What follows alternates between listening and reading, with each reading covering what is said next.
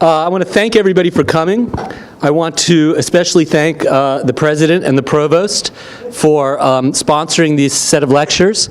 It's really important to this college, and there are a lot of faculty I know whose hearts are really behind this initiative, and I'm really glad that we have some visibility of this and thinking about the questions of visibility this semester. So we just had a wonderful lunch, a smaller group of us, and that conversation, I'm glad to have it continued, and I'm delighted to introduce Professor David Rice, Dr. David Rice, who is an associate professor at Morehouse College in Atlanta, and the associate provost of Integrative Learning and Academic Accountability, and former chair of the psychology department, which he, as you can hear, is very happy to be the former. Professor Rice graduated from Morehouse with a Bachelor's of Arts in Psychology and earned his doctorate in personality psychology from Howard University.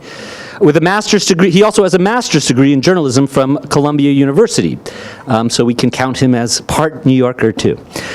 He frequently applies his research to cultural criticism. He's served on the editorial advisory boards for the Journal of Negro Education and the Journal of Popular Culture, and he's provided commentary for many media outlets, C-SPAN, NPR, PRI, CBS News, CNN, MSNBC, and others, and in print forums as well. Washington Post, Los Angeles Times, Al Jazeera, and Huffington Post, and BuzzFeed, and Vibe, and the list is even longer. His research is in personality and psychology and theory development. It's sharply focused on identity and self-constructs. This is especially demonstrated in his book called Balance, Advancing Identity Theory by Engaging the Black Male Adolescent, and a text in progress, The Buddy Narrative. An emphasis on the positive is an approach that informs Professor Rice's work in identity development that finds root in youth culture, music culture, media, politics, psychology, education, and faith. He lives in Atlanta with his wife and 2 sons, and I hope you'll join me in welcoming Professor Rice.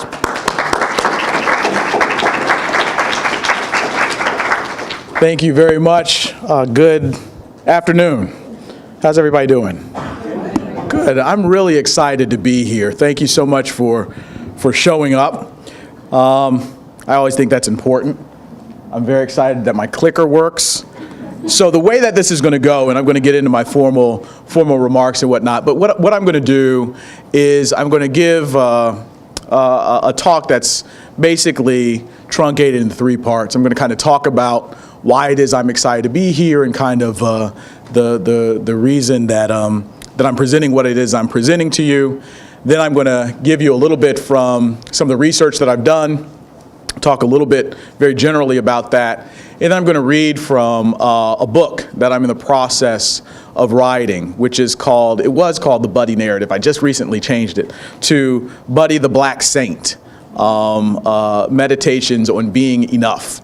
And I'll talk a little bit about what buddy means probably during a Q&A I hope that we'll have. Does that sound okay for everybody? All right, good. So that's what we'll do. So good afternoon, which I already said. I thank you very much for being here as an academic and as a person who has 2 kids, 2 young sons, a wife, and as one who understands commitments beyond learning spaces. I never take for granted when people show up to be in conversation with me, so I thank you for that.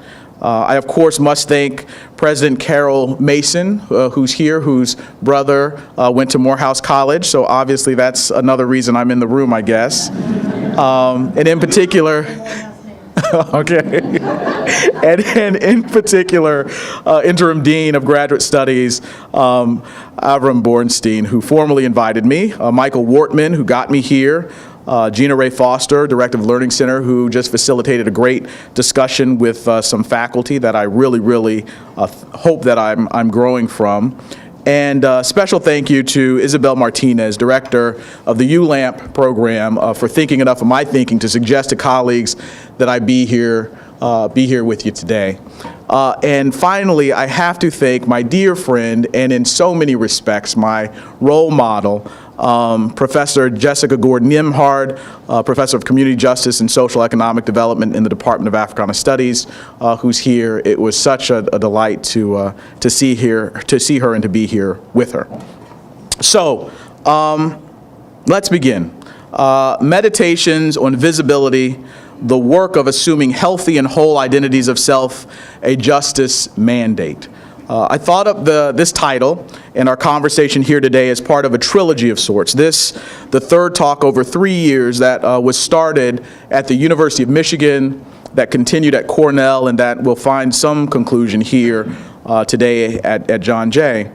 Though calling on the language of psychology for a bit, the meditation that I ask us to center down on, if I kind of crib Howard Thurman a bit, is really to meditate a little bit on democracy. Indeed, I ask us to invoke the construct of visibility, this done as a way to get us to authentically engage the persons who we are in service with. The assumption that I operate from relative to visibility are that the pursuit of visibility is key to how it is that people fit into social spaces. People of color want to be and are visible beyond the tropes suggesting who they are supposed to be. And we want to be and are seen as whole people within our social contexts, at least in our personal social context. So what does it look like within our public social contexts as well? Okay, here we go. So the 45th President of the United States, I never say his name, is so very terrible because he represents the worst parts of America. That which demands us to be better through othering, the psychologizing of greatness based on understanding people of color as being useful only to the extent that they are able to strike a tone of singular cultural contribution and supremacy, recognizing hegemony as the anthem sans a chorus with others. And the more terrible part of the current state of pop, meaning easily accessible American democracy, is that the body politic is assumed to have no agency. We can't help where we are because of the leadership. This, of course, is crazy. I was trying to think of another word besides crazy, but this is, of course, crazy because true American democracy, the great experiment, places at center the people. The voices are the leadership, and the representative of those voices is only the representative, not the power. The power is the people. All power to the people. I had to put that in there in some way. This, in my estimation, is where the very special mission of John Jay College of Criminal Justice enters. Paraphrasing a bit here, explore justice in its many dimensions, prepare for ethical leadership, global citizenship, and engaged service. And though we can certainly understand the United States of American democracy as being in dire straits, yielding more to a system that understands justice is merely incidental to law and order, by our great thinker J. Edgar Hoover, that's a direct quote, there are those who help us to right set, like high school senior Emma Gonzalez, who over the weekend explained to lawmakers and gun advocates in light of the Marjory Stoneman Douglas High School shooting, maybe the adults have gotten used to saying it is what it is. But if us students have learned anything, it is that if you don't study, you will fail. And in this case, if you actively do nothing, people continually end up dead. So it's time to start doing something. This, to me, is certainly a sobering quote and connection to circumstances, racialized invisibility and contextual invisibility. It illustrates that justice denied is connected to the objectification of, the othering of people, and the centering of and privileging of power and commerce at the sacrifice of the body politic, with the sacrificing of democracy. So then, this practice of invisibilizing based on color or social status is really a slippery slope, or rather, the metastasizing of hegemonic norms that cripples our democracy, our individual voices, into an oligarchy where only a small few have power. So, of course, our charge is to let's not do that. All right. Of course, I'm so excited about this clicker, I'm sorry. Of course, Ellison talks of invisibility as the projection of one's understanding of others onto the other, irrespective of accuracy. Baldwin explains those who do this invisible work as trapped in a history that they do not understand, and until they understand it, they cannot be released from it.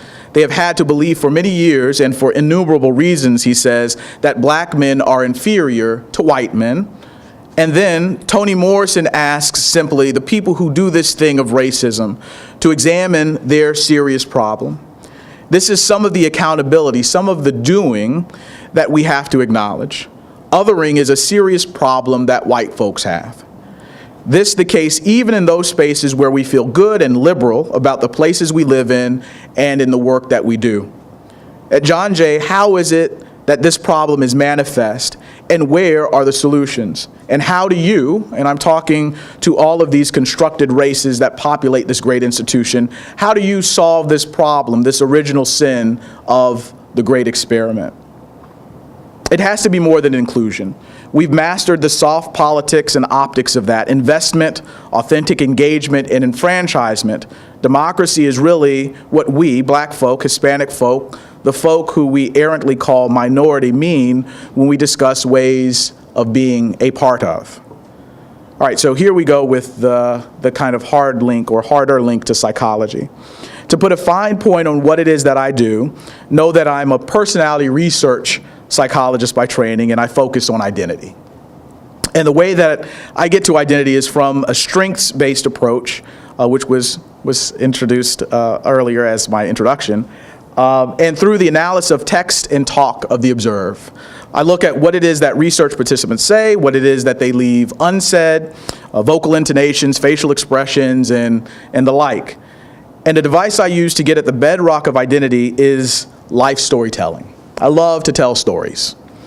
My research is thought of as novel because I consider the participants of my research, black boys and emerging black men, as normal. And unfortunately, that's not typically done in the research space. The theoretical construct that I use, that I've developed, is called identity orchestration. It used to be identity stasis, identity orchestration. And so identity orchestration is the activity and goal of negotiated identity balance. It is the psychology or the psychological work done by the individual where the self is situated as a complex system that provides a container for many identities or for many self aspects.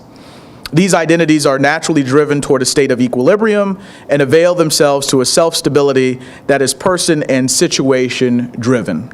You can think of identity orchestration as a type of psychological homeostasis, like those really interesting conforming mattresses. Anybody have one of those? I always want to know if I'm going to get one, like the ones that you kind of go into, you know what I'm talking about. Or as Bruce Lee explains, I love Bruce Lee. As Bruce Lee explains, like water. And like water, though formless, it can flow or it can crash. The question then is, what is the context? And in this case, I'm talking about our context as society. What is the context demanding that the identity here is the water, what is it demanding that we do? That we crash or that we flow? Extending the crash flow question a bit further, what is the context within which we are to define ourselves? And then also, how is it that we are allowed to define ourselves? What's agency? And how does that play? How do we ensure flowing identities, freedom identities, through contexts that elicit crashes or that demand that that's what we're supposed to do? Well, first we have to ask if this is something that we want to do, if we want to have flowing identities. Present social context would suggest that, at least in this room, we do want to get to flowing identities, but then it remains, how do we do that, right? So what I want to do now is I want to read a little bit from the book that I'm writing as a way of looking practically and illustratively through this idea of authentic engagement. So again, this book is called, and it'll be in bookstores any minute now. I keep on giving lectures and doing the chapters because it demands that I finish this daggone book. So again, the book is Buddy the Black Saint, and that was taken, anybody listen to any jazz music? Charles Mingus? Black Saint and the Sinner Lady. That's where I was listening to. I was like, this sounds great. Buddy, just so you know, is my grandfather. So my grandfather was like the nicest guy that I really never knew. He passed when I was 2 years old. And everybody talked about how great he was. He was chair of the chemistry department at Norfolk State University. And he has become, to crib Depeche Mode a little bit, my own personal Jesus. This person that I look to and that illustrates these great parts of my life, right? So being chair of the psychology department, I'm like, I wonder what he would say about that. And I wonder what he would say about how it is that I treat my mom, his little girl, and all of these things. And one of the things that my loving wife did when we started dating is she knew that my grandfather's nickname was Buddy, so she began calling me Buddy. And I think of Buddy as just being a really good person. And so my oldest son, whose name is Biko, I call Buddy. And kind of like George Foreman, though not officially labeling the younger son, I call my younger son Buddy too. So his name is Stokely, but I call him Buddy also. So there are a bunch of Buddies in the house. But I think of Buddy, again, as this kind of full, agentic, healthy, whole person. And this idea of meditations, I just think on how is it that we sit still and think about things that oftentimes might escape us, that might seem common sense, but that we would do well to hold on to and to meditate on a little bit. So this chapter is authentic engagement. On the precociousness of young black boys was the program of research that W. Curtis Banks introduced to me during the spring of 1997. He was doing a soft probe of whether or not he would take me on as a graduate student in the coming fall, and I thought this man the coolest. He demonstrated as a perfect middle to the Howard University Psych Department Big Three. There was Wade Boykin. Wade Boykin. There was Jules Harrell. He's right there. You see how excited I am about this? And they provided brilliant bookends to the Banks Center. Each was drafted by Chair Leslie Hicks to develop the Mecca's next wave of big thinkers in the discipline. I'd done a summer research program with Dr. Harrell while still a junior at Morehouse College, and he was and remains the kindest of souls who seems to know everything. And during that same semester, or that same summer, I'd also engaged Wade Boykin in passing, quite literally. Not breaking stride in his zigzag through C.B. Powell, Boykin had a string on me, and I was sweating him because I thought he was just amazing. And in shuffling alongside and trying to impress him by asking his thoughts on a research idea I offered up one day, Boykin responded totally deadpan. That's not even psychology. That little, like, crushed me when he said that. Like, crushed me. He's like, that's not, like, he didn't break stride. He was walking, and he said, that's not psychology, and kept it moving. You don't understand how much thought I had put into this. You guys don't understand. Obviously, it's something I need to work through. Anyway, with that, I resigned then that I'd never solicit his help again. And it's quite poetic that he has demonstrated as among my strongest advocates across personal and professional bands of psychology. He's introduced me to my core mentor, Edmund W. Gordon. And this is at least partly because of his love for Banks and because of my attachment to him. So Curtis Banks leaned back heavy in his chair when I came to check with him. It was August following the spring '97 inquiry, and Banks agreed to work with me. Sharetta, a master's level student of his, was in there offering a knowing smile. I was more excited than nervous. The scene was family type, and it was all mapped out. What Banks said to me is, I finished my doctorate program at Stanford in 4 years, and I see you doing the same thing here at Howard. No need for you to be here forever. You've got stuff to do, and you need to get out there. This idea of precociousness was a natural extension of the man. Banks was a lion. To be down with him was incredible. There were many inlets to its gravity in the discipline of psychology, with the most mainstream being his work on the 1971 Zimbardo-helmed Stanford prison study. Work that remains a classic demonstration of the power of social situations to distort personal identities and long-cherished values and morality as students internalize situated identities and their roles as prisoners and guards. These were the constructs that remained central in Banks's wrestle work, looking at the dynamics of assumed power, its relationship to the marginalized, and society's acquiescence to ill-fitting truths about them was Banks's bailiwick.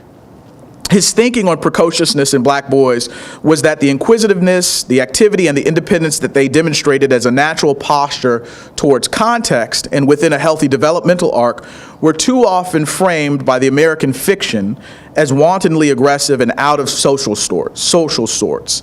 Banks was looking at telling the truth about black boys and invited me to help, and I was very excited to do so. Looking at how to redefine black boys, tallying normal behaviors in the asset column was exactly where I wanted to be and where I work to be. One of my favorite pictures ever. I just took this every King Day. So I was at Morehouse College, I teach there, and I'm a do my thing. So there's anybody ever been to Morehouse College?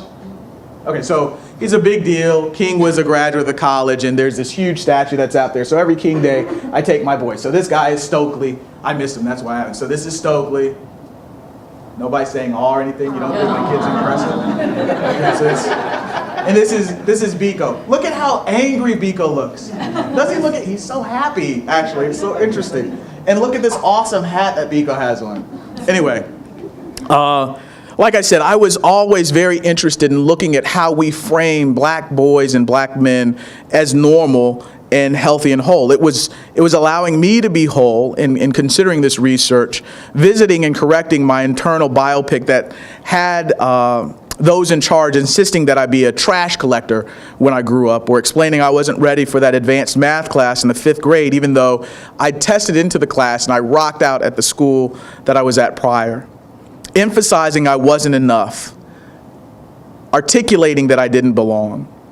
The thinking to be done had everything to do with the most vulnerable parts of how I was fixing myself to be, and even with the self-conscious science that is psychology, my charge from Banks didn't demand a manufactured distance from the studied, and this was an exercise that I relentlessly had to fight against the year before in finishing journalism school at Columbia. Unapologetic reflexivity and defalsification were the constructs that Professor Banks stitched into the fabric of my critical thinking and practice. And they are certainly tools that demonstrate as vital to the important work of dismantling historical stereotypes about people of color that are spun as normal and healthy, but that are too often anything but. The acontextual embrace that had been offered to me as a precocious kid was jacked up. And it is as common a treatment of black boys, as it is common to assume that our name is Jamal. No matter the Luke Cagean lift, push, and pull of resisting the psychological and physical violence that grows precocious black boys, we are defined deficient outside of the lines. The coping and effective adaptation that many times is read as cool pose or academic disengagement, hyper fit to whatever stereotype, is dismissed in favor of myths. And what Curtis Banks famously said about myths was, one of the most enduring legacies of any society is its structure of myths. These myths usually romanticize through both simplification and exaggeration, key dimensions of historical experience, along with the principles, the values, and moral, as well as pragmatic implications that derive from them. Powerful myths have remarkable endurance, evolving in narratives form along with society's technical changes while retaining the original substance of their central lessons. As such, it is no surprise that certain historical experiences of American society have spawned myths of racial differences whose roots in social, political, or economic programs have survived the paradigm shift to the post-industrial, technical, scientific ages. We embrace the myth because it is convenient and comfortable. It reinforces the reductionist understanding that we have of ourselves and of the relationships we have with others. It is how Western hegemony trains us to ascribe. It's the 3/5 compromise in the Moynihan Report. But of course, it is a loose grasp of who we really are that is amped by the social learning that is embedded in the thoroughness of contemporary media. Shakir Stewart. Shakir Stewart was a classmate of mine in college. He was always Oakland cool, and he was my brother. But we were not particularly good friends, at least not swell friends. We parted the opportunity for deep friendship when I found that he'd gone into my music collection the summer of our junior year. 500 or so CDs were stashed at my man Mike's house, and Shake was renting out the spot for that summer. And if memory serves me correct, he was kicked back on the sofa, listening to some obscure track. I love music that I knew that only I had, and he just noted incidentally, quote, "Yeah, that's probably yours." This no matter that the discs were housed and locked in a shed out back with my name all over the crates that housed them. Still, Shake and I were cool enough, and I was hurt with his passing. He died about 6 years ago now. I saw him last at the Georgia Aquarium with his daughter, and we gave one another a hug and insisted that we'd catch up soon. Shake was no doubt one of the precocious young boys that Dr. Banks charged me to think on in considering how we deconstruct and defalsify the typical embrace of who black boys and then black men are. I think on this in interesting ways now as I look at the narratives of Rick Ross and Jeezy. Anybody know who Rick Ross is? No one in here knows who Rick Ross is? Okay, because this is getting ready to fall real flat, real fast. Okay, so raise your hand if you know. Are you ashamed to know who Rick Ross is? Okay, so Rick Ross. Okay, great. So Rick Ross is a hip-hop artist. Okay, we'll just leave it there for now. And Jeezy, Jeezy, okay, great. And so these are two artists that Shakir signed to the legendary Def Jam label. Shakir was vice president of Def Jam when he passed away. All of them together, Shake, Ross, and Jeezy, fit neatly under the dangerous or exotic blankets that we tuck to the bombast of hip-hop. But in drawing a thread through the lyrical nods that Ross and Jeezy have offered to Shakir throughout several songs across their catalogs, there is obviously a deeper, authentic engagement that they shared. An engagement thread that intersects talent, drive, aspiration, love, and freedom. So before I go on, this might be one of my favorite pictures ever. Because if you look, it says social learning theory. Like, this is Bandura's social learning theory article, and this is Rick Ross. We're talking about social learning theory. This is like exactly what I want to do. So I asked William L. Roberts II to come to class because of Shakir. I was actually driving one night and I heard him mention Shakir on a song of his, talking about how much he cared for and missed him. And I reached out to Rick Ross's attorney, or William Roberts' attorney. His task was to be in conversation with me about agency and social learning as described by Bandura. Roberts, or Rick Ross, came to the Theories of Personality class in the 1 o'clock hour, and though he announced his visit via Snapchat while in the car leading up to his classroom visit, the scheduled time was quasi-secret because of the celebrity that Rick Ross enjoys, and we didn't want it to be a repeat. We had anybody know who J. Cole is? Okay, good. J. Cole had come to the class a couple of weeks earlier, and it was nuts. So anytime we bring folks to my class, I try and make sure that they're as, secret as possible. Of course, it was difficult with Rick Ross because he literally drove onto campus and had a Bentley. Anybody know what a Bentley is? Okay. So no, a Bentley is a car, it's a vehicle. So we had a Bentley, which I had seen before, but it had a leather hood, which I really didn't understand. I was like, golly, this guy is really trying to stand out. In sitting down in front of the students, Ross kept his sunglasses on, allowing for a bit of distance between himself and the young men who were just 10 feet or so in front of him. And the topic for discussion, again, was Bandura's social learning theory. The plan was to have Ross engage the students around how he understood his democratic space, an amplified platform of a popular hip-hop artist, as conditioning context for those who listened to his music. But instead, Ross gave an ever more penetrating explanation of how he was socialized and how he assumed responsibility on the other side of a difficult childhood. He was Rick Ross, the celebrity, for the first 45 minutes, and William Roberts for the last 20. The interesting thing he said when I said, what's the difference between Rick Ross and William Roberts? He said, Rick Ross is for sale and William Roberts isn't. And I thought that's such an I was like, yeah, dog, this is going to be a really good conversation. So for the second, the last 20 minutes, that was where Rick Ross and we saw the authentic engagement and the subject and not the object. He was bridging his own precocious boyhood to the present. He was bringing it to the present after the class was almost over.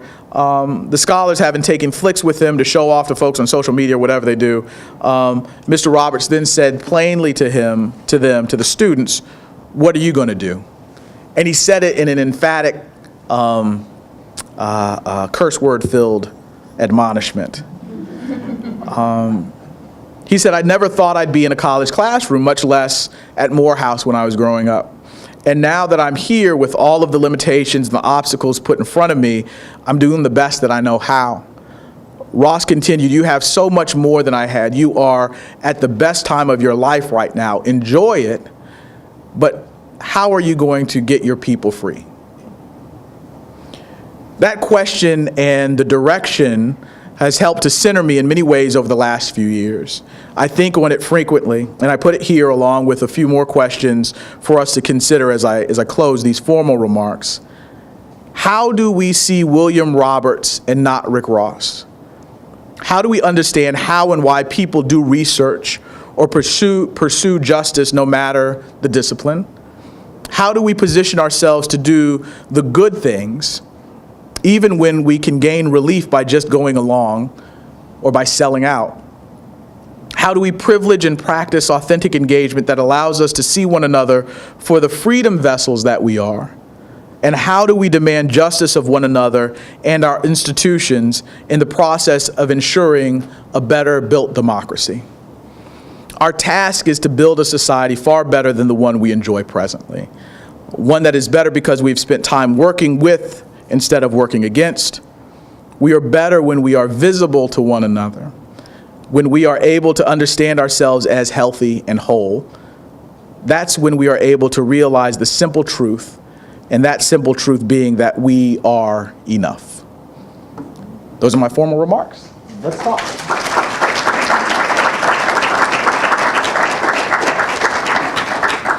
So we're going to do conversation now, right? Something like that? Any questions for me? Okay, I'll see you guys next time. Yes. Jama Adams, Africana Studies. Yes, sir. Thank you for your thoughtful comments. Thank you. You're speaking to a dilemma, or what I'm hearing filtered through my experience is, especially with young men, but not limited to black young men. Yes.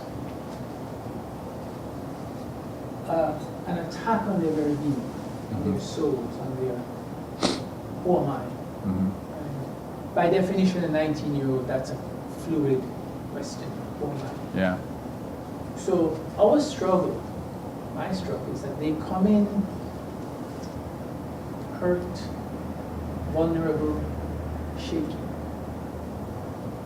And the challenges that we face is, on one hand, to create a space that's safe, but not too safe, because they have to be relaunched out there. And many of them are quite resilient, despite these wounds that they suffer. And what we struggle with, I'm trying to be careful with my words here, what we struggle with is the technical deficits are often denied. We often lack the resources to address them. And there's a standard which they may not articulate, but they expect us to hold. So, how do you work the tension between the caring, the holding, the keeping safe, and the butt kicking necessary to to get those skills, given shortage of financial aid, shortage of tutors? How do you work that tension? Because there's a risk here, certainly as a black person, that you get played. You have a paper due today, they all of a sudden you discover that the printers are not working. I don't care. Right. I really don't care. Yet for some of them, it's a 3-hour commute to try to come in early to get to the printer before it runs out of paper. Yeah. So I'm asking a retail question. What does this look like on a day-to-day basis in an institution that we're not dealing with, and I think it's the elite that go to Morehouse. We're dealing with I'm sure you have your range, but we're dealing with everybody here. Yeah. And that tension, how do you work that tension? Wow, okay. So I guess the first thing I think about, we talked a little bit about this in our lunch session, this idea of I brought up this idea of accountability, holding folks accountable. So there are a couple of things. So you said a lot there that was great. I was curious about this idea of wanting our students to be safe but not too safe. So I pay a lot of attention to language. I want them to be too safe. But I also do understand your point in terms of ensuring that safety does not excuse them from accountability and being responsible. So I understand that. And I think you don't compromise that. The idea is, and what's really at core of this idea around visibility, to me, has everything to do with how valued do our students feel, how a part or attached to community are they effectively, and to what extent are they being loved. And I think that there are very important ways that you love and care for our students. And I think that has to be central at an institution like John Jay's College of Criminal Justice, right? Because of what it is you at the very least say your mission is. You say your mission is to seek and promote justice. You're looking for kind of this moral balance, and you're expecting this of your students as well. And obviously we understand that our students, coming from different pockets, have lived experiences that allow them to be, and I'll use this word of defiance instead of resilient, right? Because resilient too often, and I think maybe in this circumstance, strips the individual of their agency. And with defiance, we're talking about them learning as the result of their lived experience and pushing on. We don't want to get played, but that really is secondary and really is servicing our ego. The thing that we really want to make sure of is we want to make sure that our students are well-built and future-proof. And the way that we do that is we hold them accountable. And we explain to them the universe within which they're going to have to operate and apply their discipline, right? And so if we're very transparent in that way, bless you, if we're able to communicate with our students in those ways and set this bar high, not just for the sake of seeing if they can reach it, but for the sake of demanding that they are excellent in ways that allow us to be free, then I think we get around that idea of feeling played and also making sure that we meet our students where they are and where they need to be. Another assumption that I think is important is that I imagine, to your point, that lots of different types of folks come to this institution, right? And they come from all different places and spaces. My argument is, and this might be, me looking at things through rose-colored glasses, but no matter what the technical deficiencies might exist, there are always assets that the students bring to the table. And so how is it that we focus on and leverage those assets in our work to ensure that the technical deficiencies are absolved? So I have a question about listening to students right? So we had a survey that went out and it asked questions about whether the students felt heard or whether they felt safe and whether they felt that professors, they could relate to them. And when we got back the results, people weren't happy with the results. Like the, faculty and the administration were not happy with the results.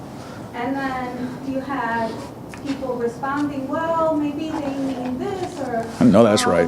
Using statistical equations. Word. And, Even it out.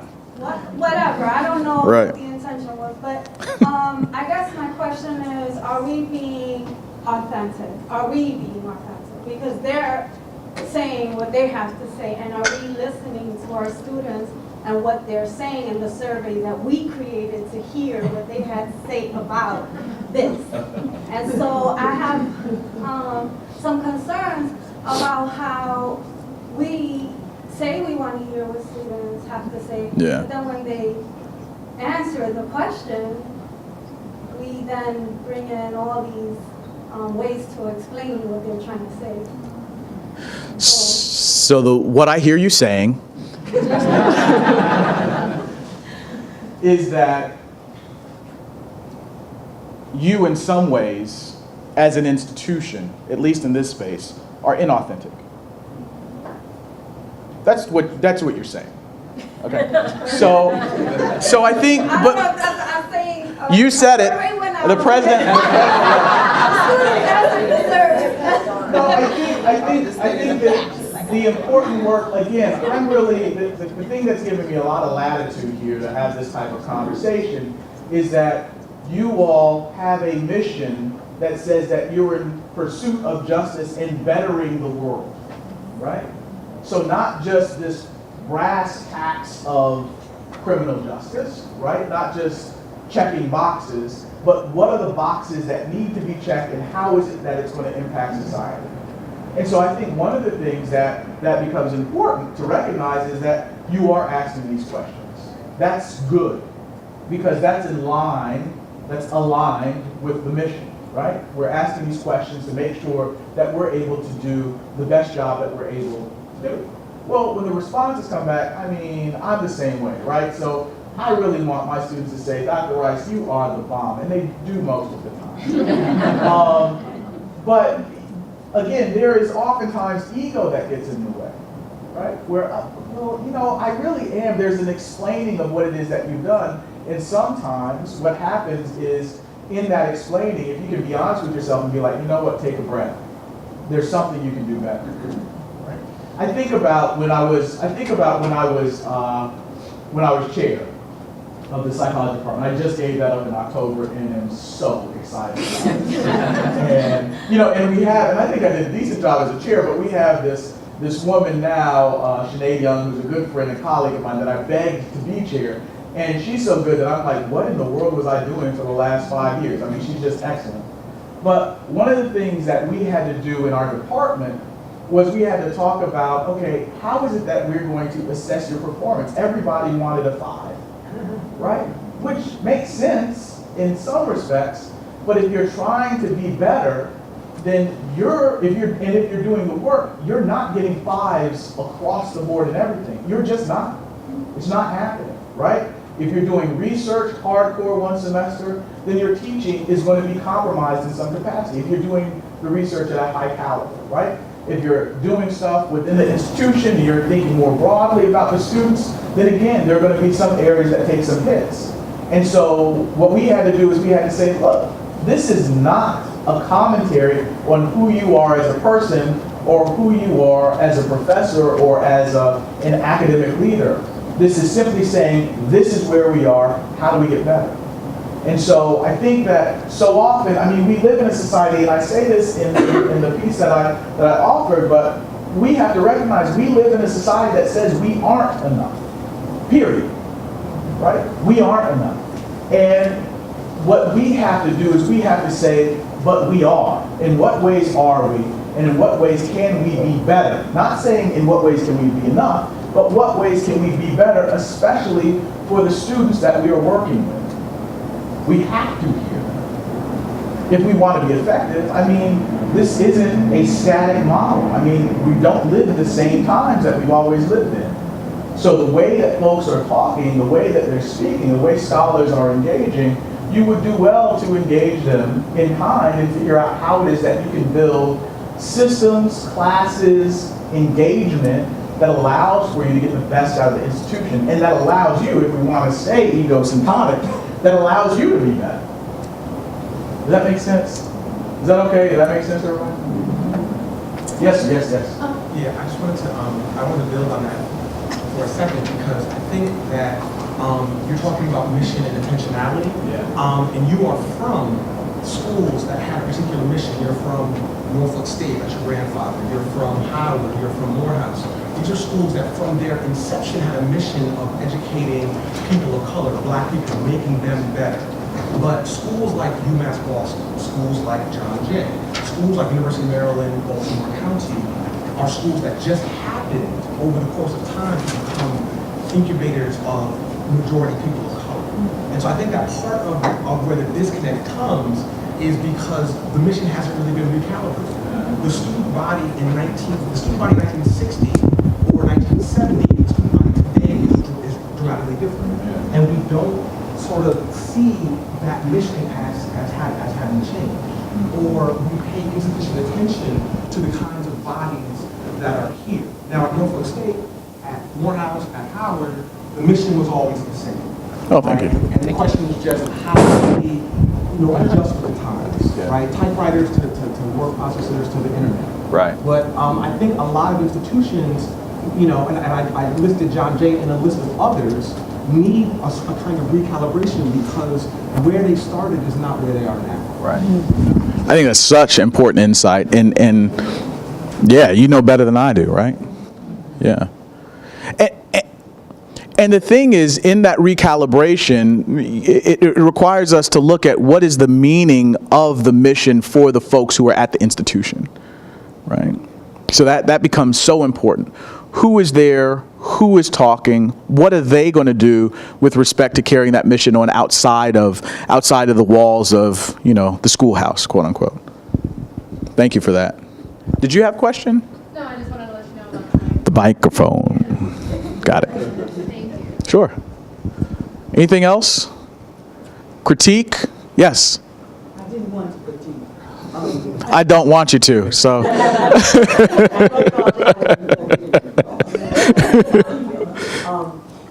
question is very much connected to what he's just said. And excuse me, Sammy. Okay. But what our institution has done in its efforts to make itself more like the great and the grand, rather than the institutions that produce the great and the grand from the masses, is that it has changed what it believes the faculty should be. In that process of changing what it believes the faculty should be, there are many who are being pushed to the side, pushed to the bottom, not given opportunities to move forward in the area of academics as far as, because they're not quote unquote researchers. So how much have you published this year? Oh, you've published nothing. Nobody ever asked how many of your students have gone on to graduate school. How many of your students are in positions of quote unquote work and quality and look back at this institution and point to this institution and say, yes, I came from John Jay, and help to increase the number of students who come here. So I'm asking you, what is your opinion on what needs to be done to make sure that things like, or a thing such as service is considered something of value? And Madam President is left, so she won't be able to hear the argument. But there are some people in this room who need to hear the argument, because many of them sit on the committee that says, I'm sorry, yo, you cannot go forward. They don't say quite like that. In here somewhere. Right. They are saying that you have not published 972 articles, and as a consequence of not having published anything, I'm sorry, you can't go forward. They never ever said, how many of your students have done X, Y, and Z? There doesn't seem to be any concern for that, and from my perspective, as humble as it may be, that is very important. Yeah. Yeah, I think it is very important. So I think about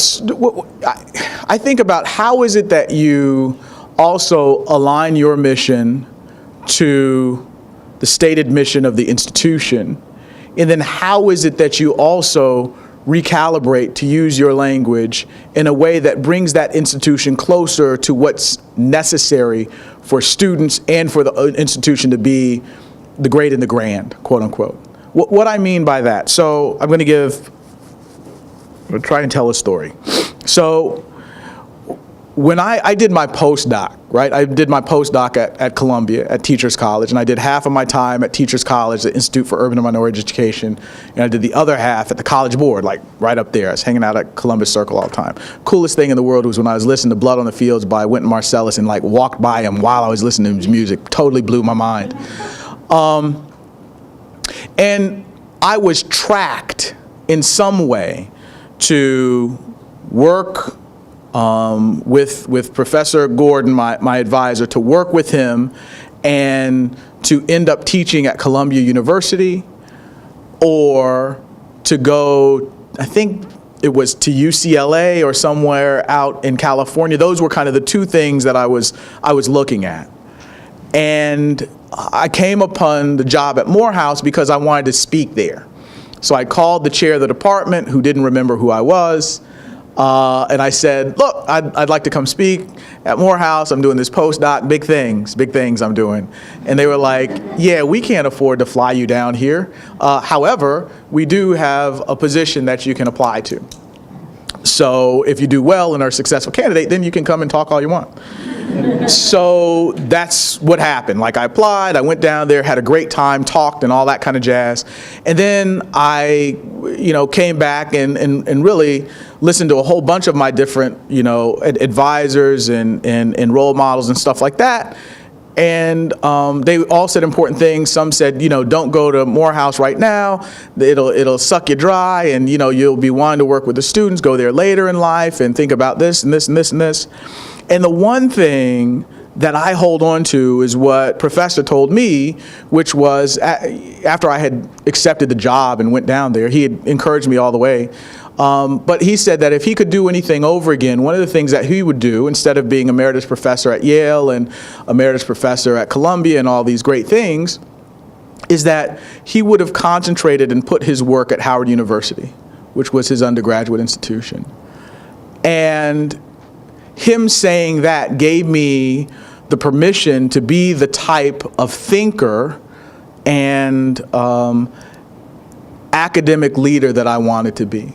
Because going to Morehouse does not have the resources that other institutions have. It just doesn't. It's a teaching institution. It's not a research one institution. And the thing was, could I be okay with that?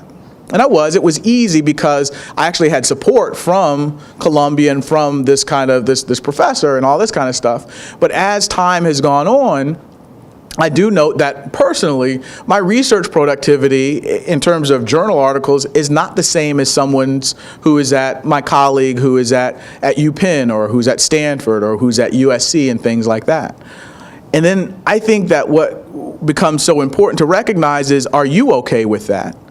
And are you okay with it in a way that allows you to be strong enough to bend the institution in the direction that it needs to be bent? Does that make sense? Yes. So the idea is, so I'm tenured at the institution, right? And so we have this new president who's great and all this kind of stuff. And one of the first things he said to me was, David, you've got to get full professor. And I was like, word. I mean, I'm on the same page. Let's do this. But the thing that is always in the back of my mind, because again, society, the professorate, how it is that things are situated, you're not enough, is, do I have the publications? I have some, right? I think I could make a good argument, but better still, what is the work that I'm doing at the institution that the institution says that it values? the thing that I always do with research methods and design, right, which is the stats course that I teach, is I always say to my students, you've got to go ahead and operate from assumptions that are fit to what it is that you're in search of, right? Don't attach yourself to assumptions that are misfit to the question that you're asking. And so I think it's the same thing in terms of your scholarship or what it is that you can offer to an institution. For me, I think I've been at Morehouse College for 13 years, and I can say over the last 2 years is really where I felt a little bit more comfortable where I was, where I didn't feel self-conscious, like, well, I'm right? Where I can confidently say I could be in other spaces, but is that space fit to me and my personal mission, and how is that calibrated and aligned to the mission of the institution that I believe in, right? I remember I was sitting down, this is a little personal, I was sitting down at a table and Professor Gordon Nemhard was there, and I said, yeah, so I'm getting ready to have this gig, and I'm going to be, vice president of blah, blah, blah. And she was like, yeah, that sounds about what they would let black people do. And I was like, damn. And I was like, all right, okay, let me readjust that. But really, it's having those people who are able to be brutally honest with you in your pursuit of mission, right? So if you want to be, if what you want to be is in these places so that you can present as such and such, well, that's an inauthentic presentation of who you are. So you can pretend, but you're not going to be a fulfilled person. And so the idea is, how is it that you drill down to who it is you are, where it is you're supposed to be, how it is you're aligned with the work that you're doing and the work you're doing with your students, and how do you make that argument in such a way that allows for you to be established in the way that you deserve to be. Now, that doesn't mean I want to make sure, because I want to hold tight to what we said in a previous discussion and in this idea of making sure that we are accountable, right? We're not lowering standards. But the thing is that we're explaining what these standards need to be in contemporary times and working with the population that we have in front of us.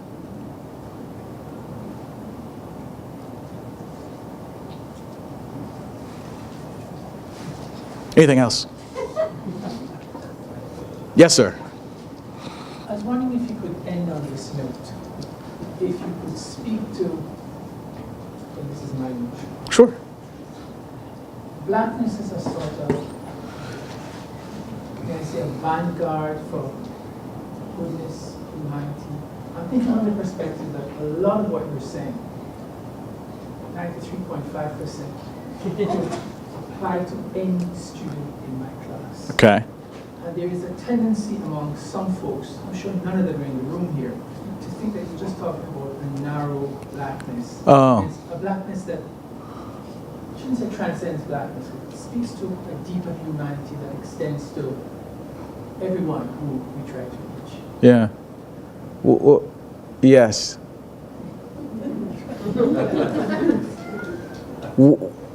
Yeah, right. You're right. What's the question? I think you're speaking about more than just how do you work with an MSI. I think there's a deeper. Yeah, there is. So what I'm talking about, and again, one of the reasons that I was excited to come here, really was in looking at what the school is about, right? So I've been a lot of different places to speak, and some people get totally pissed off. Like Cornell will never have me come back there and speak. Like they never will. Like I said something about white supremacy and the white woman who was there, and they were like, "Yo," I actually had a lecture scheduled like later that semester. They were like, "Yeah, nah, you're good." But I think I think mission is important to me. I think these are things for me. Mission is important to me. Purpose is important to me. And this connection to purpose means a lot to me. And it takes some figuring to look at how those things can align with your job, right? How is your job more than your job? The reason I feel so full right now is because there are so many people in this room, right? And the assumption is that you're in this room because you're trying to make sure that you get it right, right? And what getting it right means doesn't mean that you're perfect. It means how is it that we can enjoy the type of social space where everybody is of value? How is it that we can leverage this idea of criminal justice in a way to where we aren't marginalized and we're not marginalizing people? That has so much to do with how it is I grew up, how it is that I was trained, and how it is that I was educated. From my mom and Buddy, my granddaddy, to experiences with Professor, to experiences that I have to figure out now independently of how am I built. And I think that we would do well as we're trying to figure out how it is that we're embracing these students in effective and authentic ways. It's really important for us to do self-reflection and see how is it that we're built? What is it I'm built to do? What is it that I say that I'm about? How is that aligned with what it is that I'm doing? How is it that I'm caught up in a machine that has me doing things that are misfit to what it is that I say that I'm about? I think that type of honesty, that type of reflection, and like I said with respect to Professor Banks, is that type of reflexivity becomes crucial if we're really trying to do things differently. Right? So we want to do more than just be rhetorical. You want to be applied, right? You don't want to do basic science. You want to do, and that's what this institution, you're not trying to be basic. You're trying to apply things in ways that allow for us to live in a better society. You guys, our society in many respects is messed up, right? You have kids who have to present as adults so they're not slaughtered in schools. You have a person who's over the executive branch that is a blatant, unapologetic racist. The times that we live in are in desperate need of the mission that we say that we're about at this institution. If that's not the case, it's kind of like what I say in my classes. If that's not what you're built for, if you're just trying to push kids through your door and out your classes, maybe you should leave this institution. And that becomes a very honest gut check. Right? If you have these type of dialogues that are going on for what is the next 8 weeks, the idea is that you're invested in being the type of institution that is able to free us. I was working last week with the NFL, which is a very, and I'll end here, which is a very, very interesting balance, right? So after Colin Kaepernick and others began protesting, kneeling, and demonstrating in ways to suggest that social justice was not had by all, particularly those who are of color, the NFL came to Morehouse College in a very, very undercover way and said, look, how can we get this right? And I remember saying, being in the room, I did not want to go in the room. The provost at the time's like, David, you're doing stuff with your lab. It makes sense for you to be in there. I was like, I'm cool on that, man. I'm really not interested. And they said, but David, you say that you're about these things. Go into the room. I said, I don't really need you to read me the riot act. I'm good. I'm not going to the room. And then they said, Harry Edwards is going to be in there. I was like, word. Okay, I want to go and sit next to Harry Edwards, who I love, right? And when I was in that room, we've met for a year and a half, talking, going back and forth with folks who are at the NFL who really just don't want to be non-billionaires, right? So really just like, look, obviously this stuff is a rock in y'all's shoe. How do we figure this out? And I remember being in some of those meetings, and I remember I was cursing. I remember I said, this is bullshit. What you guys are pretending, and this, that, and the third. And I wanted to walk out, right? And I did. I remember one time I actually said something and I walked out, and there were a good 7 or 8 people and said, no, we need for you to be in this space. People who were attached to the NFL, people who were with the WNBA, folks who knew a lot more than I did about this really, really interesting universe there. And so I came back and, sucked my teeth and did whatever. And so eventually I was over the curriculum for advocacy in sport. We just did this last week, Wednesday, Thursday, and Friday of last week. So we did advocacy in sport. We had 20 athletes come. We talked about it. We did the work and all of that stuff. And the reason that I tell the story is because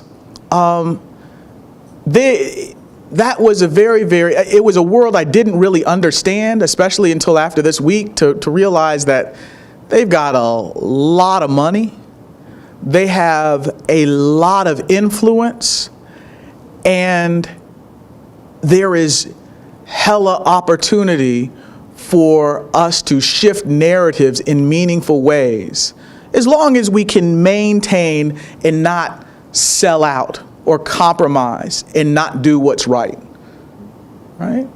And so in being in those spaces, they need folks like the folks who are at this institution. You can make a difference. You can make a difference. The thing is, it's tough to make a difference. It requires work. It requires being uncomfortable. It requires you being accountable to yourself. It requires you demanding accountability from your institutions. But there's too much hell going on in the world for you to just throw up your hands and say, nah, I'm not built for this. So check and see if you are built for it. If you think you're not, talk to a colleague who knows you are, double down, and do the fucking work.